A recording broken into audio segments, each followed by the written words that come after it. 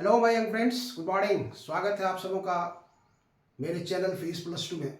मैं सुरेश सर एक बार फिर आपके साथ क्लास 12 के फिजिक्स का वीडियो लेकर। कौन सा वीडियो?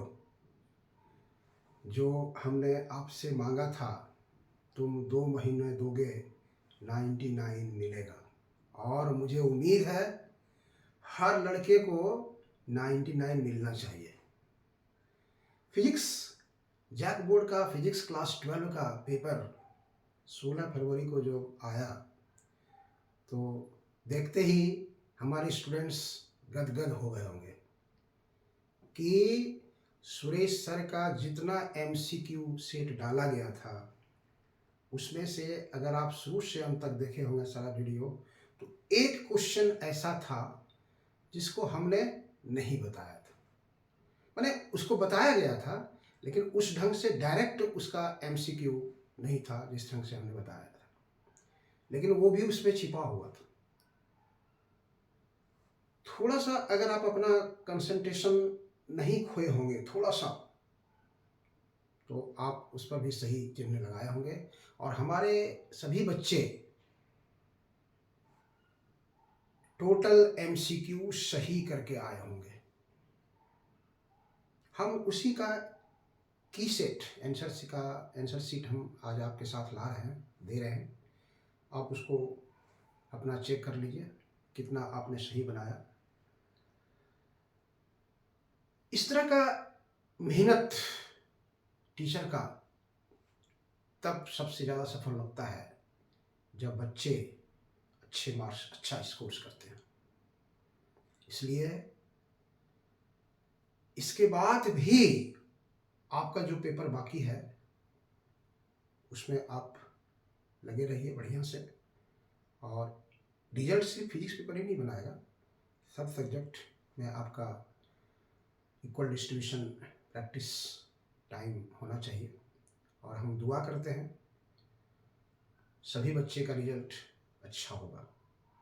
चलिए देखिए 16 फरवरी 2024 को जैक बोर्ड में फिजिक्स का पेपर कैसा था।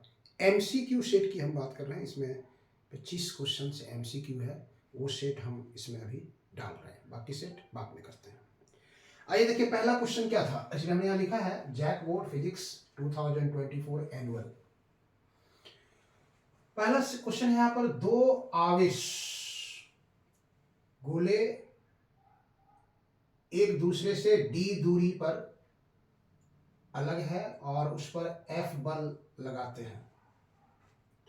यदि आवेशों को 2 गुना कर दिया जाए और उनके बीच की दूरी 2 गुनी कर दी जाए तो बल कितना लगेगा? ध्यान से समझना है इसको। लड़का कंफ्यूज कहाँ करता है वो ध्यान आप देंगे। अगर आपने नहीं किया होगा तो बहुत अच्छा लगा हो। आवेशित गोला 2 ठो है, दोनों के बीच की दूरी d है और उस पर बल लग रहा है F। और अगर आवेशों को 2 गुना कर दिया जाए, उनके बीच की दूरी 2 गुनी कर दी जाए तो बल क्या होगा? F मतलब वही रहेगा, या आधा हो जाएगा, या 1/4 हो जाएगा, या फिर 4 गुना हो जाएगा। क्या इसका ऑप्शन, कौन सा ऑप्शन इसमें सही है? आइए हम इसको चेक करते हैं, यहां से देखते हैं। यहाँ पर हम उसको चेक करते हैं और ऑप्शन देखते हैं। खाली ध्यान रखना है कि यहाँ पर आवेश को डबल कर दिया गया है और डिस्टेंस को भी डबल कर दिया गया है।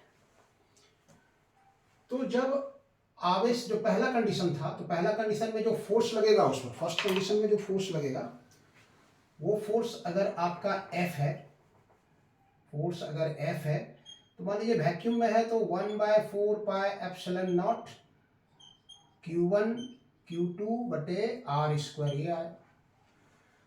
और जब आप इसको दूसरे कंडीशन मान लीजिए F डैश हो गया, फोर्स मीडियम वही है 1/4 पाई एप्सिलॉन नॉट, आवेशों को 2 गुना कर दिया जाता है। तो ध्यान देना है, प्रत्येक आवेश को 2 गुना करना है।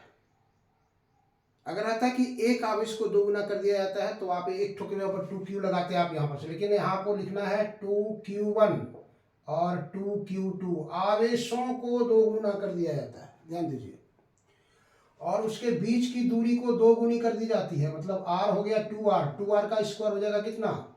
4r², 4r²। तो देखिए यहाँ से 2 2 4 ये कैंसिल हो जाएगा, तो एफ डैश बराबर क्या होगा 1/4πε0 Q1 Q2 बटे r²। तो ये किसके बराबर है, एफ के बराबर, एफ के बराबर, इसलिए F dash equal to F. इसलिए नया बल जो होगा उसमें किसी प्रकार का परिवर्तन नहीं होगा, वो सेम रहेगा, सेम रहेगा। इसका मतलब ऑप्शन ए करेक्ट है, इसका ऑप्शन ए सही है।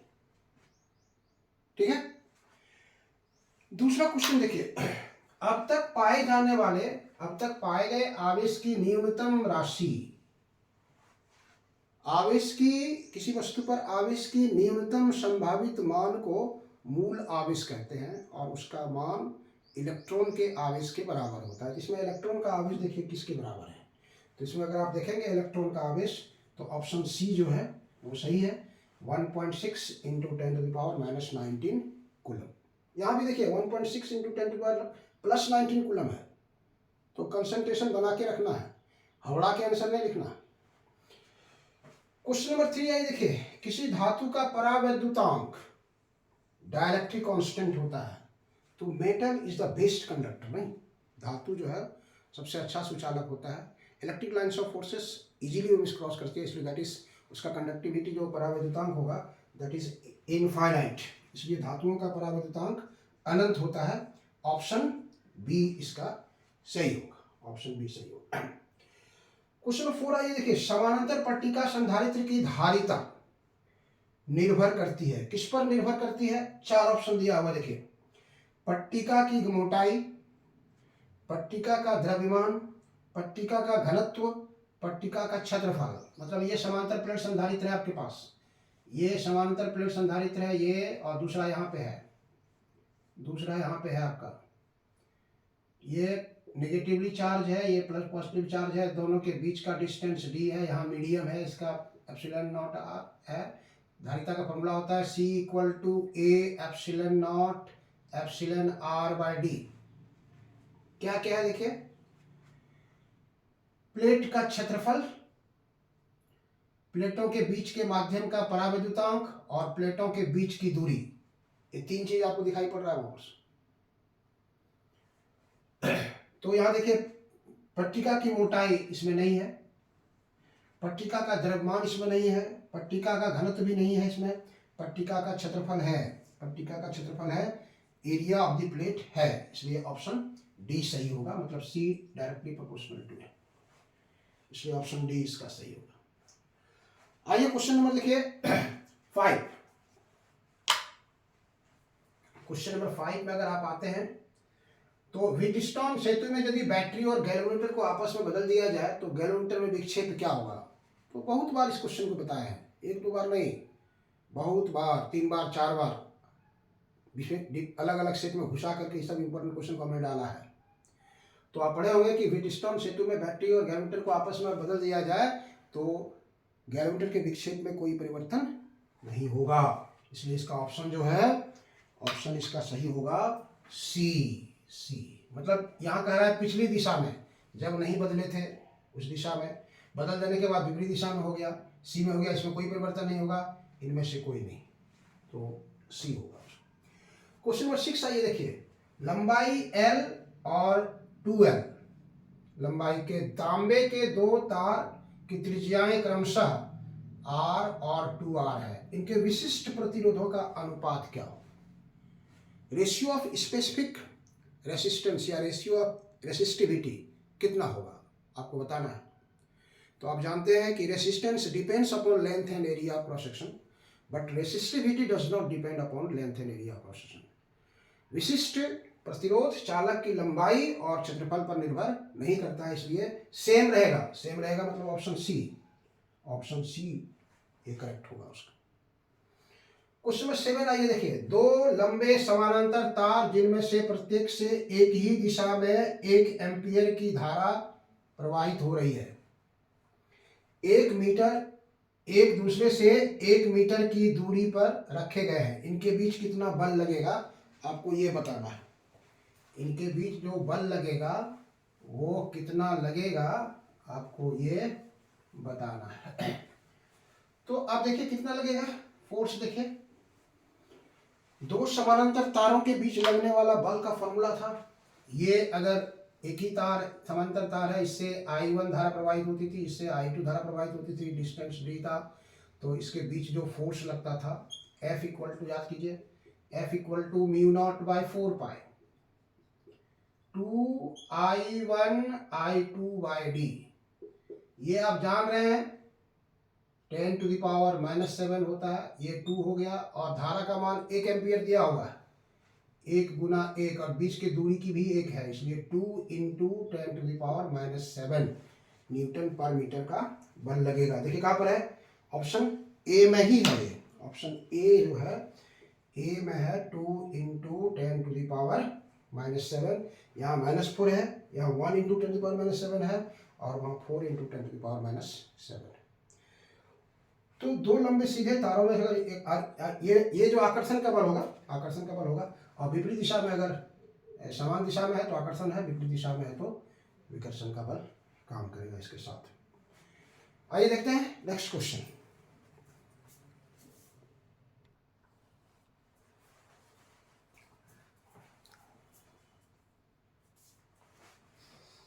आइए देखिए नेक्स्ट क्वेश्चन। अगला क्वेश्चन है क्वेश्चन नंबर 8। चुंबकीय क्षेत्र, चुंबकीय क्षेत्र मतलब आप इसको बी से लिखते हैं। चुंबकीय द्विध्रुव का जो पोल स्ट्रेंथ है वो हम लोग एम से लिखते हैं, और बलाघूर्ण, बलाघूर्ण को टाउ से लिखते हैं। तो यहाँ पर जो चुंबकीय द्विध्रुव का आघूर्ण है वो है मेरा एम। तो कहता है कि इसके बीच में संबंध क्या होता है, यहाँ पर दिया हुआ है, देख रहे हैं, tau M dot B, M cross B, M plus B, M equal to tau dot B. तो विद्युत द्विध्रुव आघूर्ण और चुंबकीय द्विध्रुव आघूर्ण को, जब विद्युत द्विध्रुव को, इलेक्ट्रिक डायपोल को जब इलेक्ट्रिक फील्ड में लगाते थे, रखते थे, तो वहाँ पर टॉर्क काम करता था। उसी प्रकार मैग्नेटिक डायपोल को जब आप मैग्नेटिक फील्ड में रखेंगे तो वहाँ पर टॉर्क काम करता है। और उसका जो फॉर्मूला हम लोग बताए थे वहाँ पे, तो वहाँ जो फॉर्मूला था आपका याद कीजिए। इलेक्ट्रिक फील्ड की हम बात करते हैं, पहले इलेक्ट्रिक फील्ड की बात करते हैं। तो इलेक्ट्रिक फील्ड में जो फॉर्मूला था आपका वो था tau equal to, electric field में था tau equal to p e sine theta, p e sine theta, इसलिए इसको लिखते थे हम लोग tau equal to p cross e, p cross e. यही चीज यहाँ पर मैग्नेटिक फील्ड बदल जाता है, तो मैग्नेटिक फील्ड में आता है formula tau equal to M B sine theta, M B sine theta, इसलिए फिर वेक्टर के रूप में लिखेंगे हम लोग यहाँ पर tau equal to M cross B, M cross B. तो ये इसका ऑप्शन होना चाहिए, ये इसका ऑप्शन होना चाहिए, tau equal to M cross B. Option select कीजिए किस में है, देखिए कहाँ पे है आपका ये एम, बी नंबर, देखिए बी नंबर सही है आपका, tau equal to M cross B. Question number 9 है, ये देखिए, एक क्षण चुंबक के अंदर, इनसाइड द बार मैग्नेट, चुंबकीय बल रेखाएं क्या होती है। एक बार मैग्नेट है, उसके अंदर का जो मैग्नेटिक फील्ड है वो क्या होगा, वो आपको देखना है। तो इस तरह का क्वेश्चन हम लोग तो कई बार किए हैं, एक बार नहीं, बहुत बार बनवाए हैं इसको। ऊपर वाला क्वेश्चन जो 8 नंबर में था, ये सब क्वेश्चन तो हम लोग कई बार देखे हैं, इसलिए इसमें तो लड़कों को बेहिचक चिन्ह मारना चाहिए, सेलेक्ट करना चाहिए। ये हो गया आपका एन, ये हो गया बी। तो आपको बताया था कि ये क्लोज्ड लूप बनाता है, इस क्लोज्ड लूप ऐसे बनाता है, ऐसे जाता है। तो चुंबक के अंदर देखिए कैसे जा रहा है, एस से एन। ऑप्शन दे रहा है कि चुंबक के अंदर नहीं रहती है, चुंबकीय बल रेखाएं चुंबक के अंदर मौजूद नहीं रहती है। दंड चुंबक के अनुप्रस्थ काट के क्षेत्रफल पर निर्भर करती है। चुंबक के एन पोल से एस पोल तक होती है, एन पोल से एस पोल तक नहीं होती है। चुंबक के एस पोल से एन पोल तक होती है, चुंबक के एस ध्रुव से एन ध्रुव की ओर इधर से इधर जा रही है, इसलिए ऑप्शन डी, ऑप्शन डी आपने सही लगाया होगा। क्वेश्चन नंबर 10 देखिए, प्रेरित धारा की दिशा निर्धारित होती है। प्रेरित धारा की दिशा से संबंधित बहुत बार क्वेश्चन हमने करवाया है। प्रेरित धारा की दिशा दो नियम से दी जाती है, लेंज का नियम और एक फ्लेमिंग के राइट हैंड रूल्स। तो इस दोनों नियम से प्रेरित धारा की दिशा दी जाती है, लेंज का नियम, फ्लेमिंग के दाएं हाथ का नियम, लेंज के नियम और फ्लेमिंग के दाएं हाथ के नियम से, फ्लेमिंग के बाएं हाथ के नियम से। इसलिए सी ऑप्शन इसका बिल्कुल करेक्ट।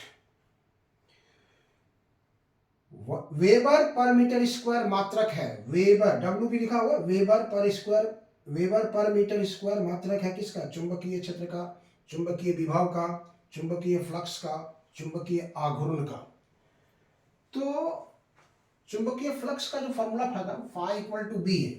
चुंबकीय फ्लक्स का जो फॉर्मूला आता था वो आप पढ़े हैं, phi equal to B A, ये फॉर्मूला आपका है। यहाँ से देखिए phi equal to B dot A, या इसको कर सकते हैं आप B A cos theta, B A cos theta phi. तो फाई का यूनिट है वेबर, बी का आपको पता करना है, इसका यूनिट है मीटर स्क्वायर, कॉस थीटा का कोई यूनिट होता नहीं है, इसलिए वेबर पर मीटर स्क्वायर अगर आप ले आते हैं तो बी के बराबर होगा। बी के बराबर मतलब चुंबकीय क्षेत्र, चुंबकीय क्षेत्र हो या चुंबकीय क्षेत्र की तीव्रता हो, इसी को हम लोग टेस्ला भी कहते हैं। इसलिए इसका ऑप्शन कौन सा होगा? ऑप्शन जो होगा आपको ए नंबर होगा, ए चुंबकीय क्षेत्र। ये चुंबकीय क्षेत्र है, ये इसका यूनिट होगा। ठीक है। क्वेश्चन नंबर 12 में आइए देखिए, एलसीआर परिपथ में ऊर्जा की क्षति होती है केवल एल में, केवल सी में, केवल आर में, इनमें से कोई नहीं। तो एलसीआर सर्किट को रिकॉल कीजिए आप, एल सी आर, ये एल है, ये सी है, ये आर है। पावर का जो फॉर्मूला होता है वो होता था V R M S I R M S into cos phi, cos phi था पावर फैक्टर। तो इस फाई का वैल्यू इसके लिए, फाई का वैल्यू इसके लिए होता है 90 डिग्री, तो कॉस 90 जीरो, इसलिए नहीं होगा। इसके लिए भी फाई का वैल्यू सेम होता है 90, यहाँ पर भी नहीं होगा। इसके लिए फाई का वैल्यू 0 होता है, तो अगर ये 0 हो गया, अगर ये 0 हो गया तब तो कॉस 0 1 हो जाता है। इसलिए पावर कंजम्पशन कहाँ पर होगा? पावर की क्षति, ऊर्जा की क्षति, एनर्जी का लॉस कहाँ पर होगा? तो केवल आर में, जो आर है उसी में सिर्फ एनर्जी, ऊर्जा की क्षति होगी। क्वेश्चन नंबर 13 आइए देखिए, प्रत्यावर्ती धारा का चरम मान आई नॉट है। चरम मान मतलब शिखर मान, शिखर मान मींस पीक वैल्यू। तो इसका वर्ग माध्य मूल मान जो होगा आर एम एस बताना है आपको, आई आर एम एस, मूल माध्य वर्ग मान आपको बताना है क्या होगा। तो आपको रिलेशन बताए थे, आरएमएस करंट और पीक करंट के बीच का रिलेशन भी आपको बताए थे, और आपको बताए भी थे। ये शॉर्ट क्वेश्चन में प्रूफ करने के लिए भी आता भी है, शायद 2023 में ये पूछा भी गया था, और एमसीक्यू में भी क्वेश्चन आता है, एमसीक्यू क्वेश्चन आता है। तो अगर आप पढ़े हैं तो आपको याद ही होगा, I R M S is equal to I naught by √2, 0.70 times या 70.0% के आसपास इसका वैल्यू होता है। इसलिए ऑप्शन ए जो है करेक्ट है, बिल्कुल सही है। क्वेश्चन नंबर 14 आइए, कोहरे में फोटोग्राफी के लिए कौन सा किरण प्रयुक्त किया जाता है? आप पढ़े, इससे बिना आप उनके इसमें अवरक्त किरण डालिए, इंफ्रारेड रेस। क्वेश्चन नंबर 15, एक विद्युत चुंबकीय तरंग में ऊर्जा किस रूप में होता है? तो विद्युत चुंबकीय, इसमें विद्युत क्षेत्र का वेक्टर है, वाइब्रेट करता है, और चुंबकीय क्षेत्र का वेक्टर वाइब्रेट करता है। तो उसमें एनर्जी किस में होता है? कहता है केवल विद्युत क्षेत्र वेक्टर द्वारा पूर्ण रूप से साझा की जाती है। दूसरा कह रहा है केवल चुंबकीय क्षेत्र वेक्टर द्वारा पूर्ण रूप से साझा की जाती है। और सी है विद्युत क्षेत्र और चुंबकीय क्षेत्र के बीच समान रूप से विभाजित होती है, इक्वली डिस्ट्रीब्यूटेड रहता है। देखेंगे आप, इक्वली डिस्ट्रीब्यूटेड रहता है, इसलिए ऑप्शन सी करेक्ट है। और डी में है शून्य, तो होगा ही नहीं। इसलिए इलेक्ट्रोमैग्नेटिक वेव में एनर्जी जो है इलेक्ट्रिक फील्ड वेक्टर और मैग्नेटिक फील्ड वेक्टर में इक्वली रूप से डिस्ट्रीब्यूट रहता है।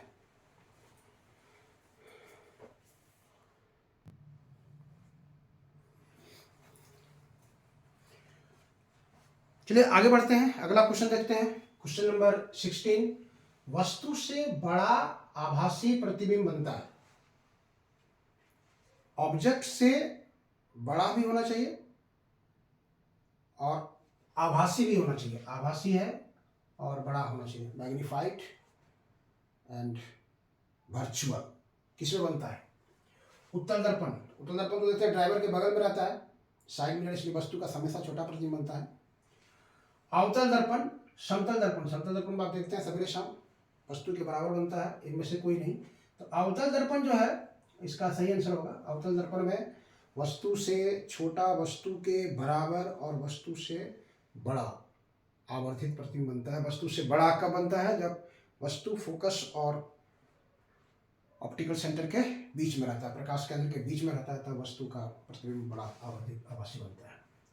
क्वेश्चन 17 तरंगदैर्ध्य में वृद्धि के साथ अपवर्तनांक का मान क्या होता है? तरंगदैर्ध्य में वृद्धि के साथ अपवर्तनांक का मान क्या होता है? तो तरंगदैर्ध्य और अपवर्तनांक के बीच रिलेशन आप पढ़े हैं। तरंगदैर्ध्य और अपवर्तनांक के बीच था कुशी का रिलेशन। कुशी का रिलेशन है mu inversely proportional to lambda square. मतलब कुशी का रिलेशन अगर आप लिखते हैं mu equal to A plus B by lambda square, इसको हम लोग लिखते हैं इस तरह से 1 बाय लैम्डा स्क्वायर। तो लैम्डा अगर बढ़ेगा तो ये क्या होगा? घटेगा। लैम्डा का मान अगर बढ़ता है, लैम्डा का मान तरंगदैर्ध्य में वृद्धि के साथ अपवर्तनांक का मान क्या होगा? घटेगा। इसलिए ऑप्शन बी इसका सही। क्वेश्चन नंबर 18 ये देखिए, द्वितीय तरंगिकाओं की अवधारणा दी गई थी। इसी पर आप क्वेश्चन भी आपका लॉन्ग क्वेश्चन भी आया। तरंगाग्र और द्वितीय तरंगिकाएं की परिभाषा दीजिए और फिर निकालिए प्रकाश के अपवर्तन के नियम का सत्यापन कीजिए। तो किसने दिया था? तो आप जानते हैं फ्रेनेल नहीं है, न्यूटन नहीं है, हाइगेंस है। हाइगेंस के द्वितीय तरंगिकाओं का सिद्धांत लिखे हम लोग, पढ़ते हैं इसको। इसलिए हाइगेन का आंसर इसमें सही आएगा। क्वेश्चन नंबर देखिए 19 यंग का डबल स्लिट प्रयोग प्रकाश के एक वर्णीय स्रोत के उपयोग करता है। पर्दे पर बनने वाली व्यतिकरण फिल्म की आकृति क्या होती है? इसी क्वेश्चन की हम चर्चा कर रहे थे कि इसका आंसर हमने डायरेक्ट किसी वीडियो में किसी सेट में नहीं बताया, लेकिन इस तरह से हम बताए थे वहां पर आपको। तो अगर आप थोड़ा सा कंसंट्रेशन किए होंगे तो बिल्कुल सही आपका आंसर आया होगा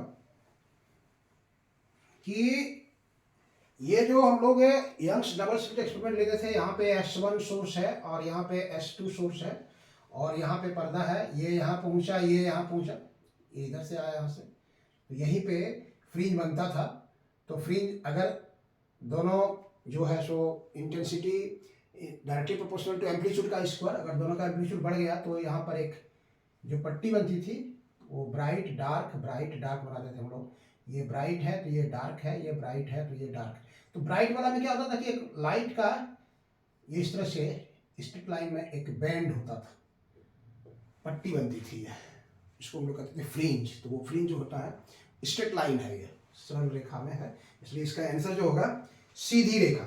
सीधी रेखा यहाँ कह रहा है परवल है, सीधी रेखा, वृत्त और अति परवल है। इसके इसका आंसर डायरेक्ट हम लोग इस ढंग से बताया था आपको, लेकिन ये बताए थे नहीं इस तरह से। ऑप्शन क्वेश्चन हमने इस ढंग से नहीं दिया था। बाकी सबका क्वेश्चन है, बाकी सब क्वेश्चन को हमने वीडियो में अपलोड किया है। अगर आप सब वीडियो देखे होंगे तो आपको कोई मैंने बाहर से प्रेशर लेने की जरूरत नहीं थी। क्वेश्चन नंबर 20 कई बार आया गया, कई बार पूछा गया था। फोटोन की ऊर्जा होती है, फोटोन की ऊर्जा पढ़ते हैं, फोटोन की ऊर्जा equal to E equal to H nu. इसको बदलते जाते थे E equal to H C by lambda. तो बेसिक चीज यही है एच न्यू। तो जो आपको यहाँ दिया हुआ है ऑप्शन ए में, देखिए ऑप्शन ए में दिया हुआ है एच न्यू।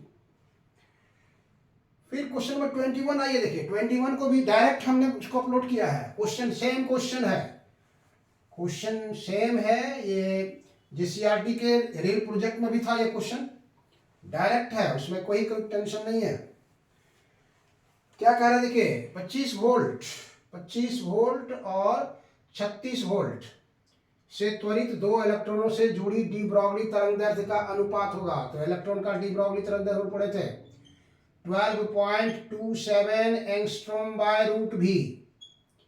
तो लैम्डा 1 बराबर कर देंगे हम लोग यहाँ से 12.27 एंगस्ट्रॉम बाय रूट V1 और लैम्डा 2 बराबर हो जाएगा 12.27 एंगस्ट्रॉम बाय रूट V2। इसलिए यहाँ पर अगर आप लैम्डा 1 बाय लैम्डा 2 निकालते हैं, लैम्डा 1 बाय लैम्डा 2, तो ये ऊपर चला जाएगा under root V2 bye V1 और V2 दिया है आपको 36 और ये दिया है 25, तो 6/5 ये हम लोग कई बार इसको बनाए हैं। इसलिए ऑप्शन डी इसका बिल्कुल सही है, ऑप्शन डी 6 बिल्कुल सही है। 22 आइए, रदरफोर्ड के अल्फा कण प्रकीर्णन में अल्फा कण के प्रकीर्णन का कारण बनने वाला कौन सा बल है? इसमें किस बल के कारण अल्फा का प्रकीर्णन होता था? गुरुत्वाकर्षण बल, कूलम बल, चुंबकीय बल, नाभिकीय बल। तो विकर्षण जो होता था, ये थिन गोल्ड फॉइल्स था, यहाँ से अल्फा किरण आती थी तो कुछ सीधे निकलती है, मतलब ये कह सकते हैं आप कुछ इधर से विचलित हुआ, कुछ विचलित हुआ, ऐसे कुछ ऐसे मुड़ गया। तो यहाँ पर हम लोग कंक्लूड करते थे कि धन आवेशित कण है, जिसके चलते ये विकर्षण होता है। तो ये कूलम बल इसका आंसर होगा, कूलम बल के बारे में होता है। क्वेश्चन नंबर 23 आइए देखिए, यदि कोई रेडियोधर्मी पदार्थ बीटा कण उत्सर्जित करता है, तो उसका द्रव्यमान क्या होगा? द्रव्यमान, बीटा मतलब द्रव्यमान संख्या क्या होगा उसका? बीटा कण क्या है? फास्ट मूविंग इलेक्ट्रॉन है, नेग्लिजिबल मास के हम लोग आसपास लेते हैं उसको। इसलिए अगर ए एक्स है, इसका एटॉमिक नंबर जेड है और मास नंबर ए है, और ये अगर बीटा कण निकल गया तो यहाँ पर वाई अगर आता है तो Z+1 और ये ए रहता था। इसकी परमाणु संख्या में 1 की वृद्धि होती थी, द्रव्यमान संख्या में कोई परिवर्तन नहीं होता था। तो क्या कहता था? उसका परमाणु द्रव्यमान इकाई से बढ़ जाएगा? नहीं, अपरिवर्तित रहता है, इसलिए ऑप्शन बी उसका सही होगा। 2 इकाई से घट जाएगा, 2 इकाई से बढ़ जाएगा, इसलिए ऑप्शन बी इसका जो है वो बिल्कुल सही है। क्वेश्चन नंबर 24 आइए देखिए, पी टाइप अर्धचालक में कैसी अशुद्धि मिलाई जाती है? तो पी टाइप अर्धचालक, इस तरह का क्वेश्चन बहुत बार आया हुआ है। तो वहां पर यहाँ पर उसको जो आंसर उसमें ऑप्शन दिया गया था, वहां लिखा गया था पंच संयोजी तत्व, त्रिसंयोजी तत्व, चतुर्संयोजी तत्व, इस तरह से हम लोग वहां पर लिखाए थे। तो यहाँ पर दिया है कि पी टाइप अर्धचालक में कैसी अशुद्धि मिली जाएगी? तो पी टाइप में ट्राइवैलेंट मतलब 3 संयोजकता वाला तत्व जो है, 3 संयोजकता वाला अशुद्धि मिला उसमें रहता है, 3 संयोजकता वाला पी टाइप में। और एन टाइप में 5 संयोजी तत्व, 5 संयोजकता वाला तत्व मिला रहता है।